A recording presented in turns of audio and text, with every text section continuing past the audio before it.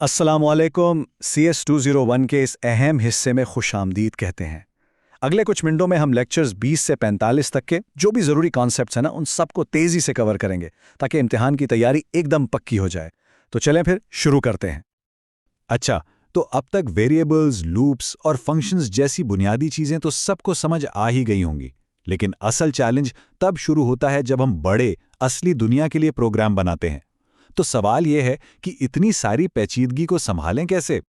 हमारा पहला और सबसे बुनियादी नुक्ता है डेटा को मुनज़्ज़म करना। जब हमारे पास सिर्फ नंबर्स या कैरेक्टर्स से कहीं ज़्यादा पेचीदा मालूमात हों, तो हम इसे मौसर तरीके से कैसे संभालेंगे? ज़रा स्क्रीन पर देखें। एक एरे की अपनी हदूद हैं। जैसे कि बाएं तरफ हम सिर्फ एक ही किस्म का डेटा रख सकते हैं, मिसाल के तौर पर सारे स्टूडेंट्स की उम्रें। लेकिन अगर हमें एक ही स्टूडेंट का नाम, आईडी और जीपीए एक साथ रखना हो तो यहीं पर सी हमें स्ट्रक्ट का हल देता है। यह बिल्कुल एक स्टूडेंट आईडी कार्ड की तरह है जिस पर नाम, रोल नंबर, तस्वीर सब कुछ एक ही जगह पर होता है। तो असल बात यह है कि स्ट्रक्ट हमें अपनी मर्जी की एक नई डेटा टाइप बनाने की ताकत देता है, जहां हम एक दूसरे से मुताल्लिका डेटा को एक यूनिट में इकट्ठा कर सकते हैं। अच्छा, अब एक और मसले पर गौर करते हैं। देखें, एरेज और आम वेरिएबल्स की मेमोरी तो प्रोग्राम के शुरू में ही फिक्स हो जाती है, लेकिन क्या होगा अगर हमें पहले से पता ही ना हो कि हमें कितनी मेमोरी चाहिए होगी? इसका हल है डायनामिक मेमोरी एलोकेशन। सी में ये काम मैलॉक से किया जाता है। ये हमें प्रोग्राम चलते हुए यानी रन टाइम पर मेमोरी मांगने की इजाजत देता है। लेकिन यहां एक बहुत अहम बात याद रखने वाली है। जो मेमोरी हम मैलॉक से लेते हैं, इसे फ्री करना भी हमारी ही जिम्मेदारी है। चलें अब कहानी को थोड़ा आगे बढ़ाते हैं। सी से C++ का सफ़र सिर्फ एक नई ज़बान सीखना नहीं, बल्कि ये प्रोग्रामिंग के बारे में सोचने का एक बिल्कुल नया अंदाज है। ये एक इनकलाब है, और इस इनकलाब की बुनियाद ऑब्जेक्ट्स पर है। जहां सी का स्ट्रक्ट सिर्फ डेटा को इकट्ठा करता था, वहीं C++ की क्लास डेटा और उस डेटा पर काम करने वाले फंक्शंस यानी बिहेवियर दोनों को एक साथ बांध देती है। इसे एक कार के डिज़ाइन या ब्लूप्रिंट की तरह समझें। इसमें सिर्फ कार के पार्ट्स यानी डेटा की तफसील नहीं होती, बल्कि यह भी होता है कि वो पार्ट्स काम कैसे करेंगे यानी फंक्शंस। ये स्लाइड दोनों के फ़र्क को बहुत बेहतरीन तरीके से दिखा रही है। सी में मैलॉक और फ्री सिर्फ मेमोरी के टुकड़ों को संभालते हैं, लेकिन C++ में न्यू और डिलीट सिर्फ मेमोरी को नहीं बल्कि पूरे ऑब्जेक्ट की जिंदगी को संभालते हैं, इसके बनने से लेकर इसके खत्म होने तक। और ये सारा खुदकार इंतज़ाम होता है कंस्ट्रक्टर्स और डिस्ट्रक्टर्स के जरिए।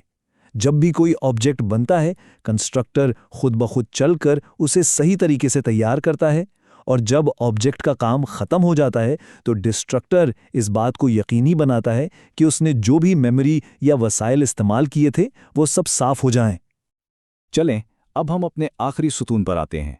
इसमें हम C++ की उन खुसूसियात पर बात करेंगे जो हमारे कोड को ज़्यादा ताकतवर, समझने में आसान और बार बार काबिल इस्तेमाल बनाती हैं। यहाँ एक मसला है। हमने अपनी मैट्रिक्स की क्लास तो बना ली, लेकिन C++ का जो प्लस ऑपरेटर है उसे ये नहीं मालूम कि दो मैट्रिक्स को कैसे जमा करना है। वो तो सिर्फ इंट या फ्लोट जैसी बुनियादी अक़साम को ही समझता है। और इसका शानदार हल है ऑपरेटर ओवरलोडिंग। ये हमें इजाज़त देता है कि हम प्लस, माइनस जैसे ऑपरेटर्स को अपनी बनाई हुई क्लासेस के लिए एक नया ख़ास मतलब सिखा दें। इससे हमारा कोड कितना कुदरती और पढ़ने में आसान हो जाता है ना? अच्छा, अब आखिरी कॉन्सेप्ट की तरफ बढ़ते हैं। जरा सोचें, आपने एक फंक्शन लिखा जो इंटीजर्स की एक लिस्ट को तरतीब देता है। अब आपको फ्लोट्स के लिए भी वही काम करना है। क्या आप सारा कोड दोबारा लिखेंगे? ये तो कोड की तिकरार है। इससे कैसे बचा जाए? इसका जवाब है टेम्पलेट्स। टेम्पलेट्स हमें ऐसे आम फंक्शंस और क्लासेस लिखने की सहूलत देते हैं जो किसी भी डेटा टाइप के साथ काम कर सके। ये बिल्कुल एक ऐसी रेसिपी की तरह है जो चीनी के साथ भी काम करे, और अगर आप कोई मुतबादिल इस्तेमाल करना चाहें तो उसके साथ भी काम करे। तो चलें अब इस सारी गुफ्तगू को समेटते हैं। इम्तिहान के लिए ये रही आपकी हतमी चेकलिस्ट।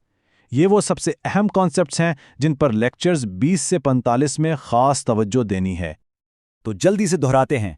पहला सतून स्ट्रक्ट के जरिए डेटा को मुनज़्ज़म करना और मैलक और फ्री के साथ डायनामिक मेमोरी। दूसरा सतून C++ का इनकलाब यानी क्लास और ऑब्जेक्ट्स और उनकी जिंदगी का इंतज़ाम न्यू और डिलीट के जरिए। और तीसरा ऑपरेटर ओवरलोडिंग और टेम्पलेट्स के जरिए होशियार और लचकदार कोड लिखना। ये 6 नुकात इस पूरे हिस्से का निचोड़ हैं। देखें, ये कॉन्सेप्ट्स सिर्फ इम्तिहान पास करने के लिए नहीं है। ये वो औजार हैं, वो ब्लूप्रिंट है जिससे आप ताकतवर और मौसर सॉफ्टवेयर बना सकते हैं।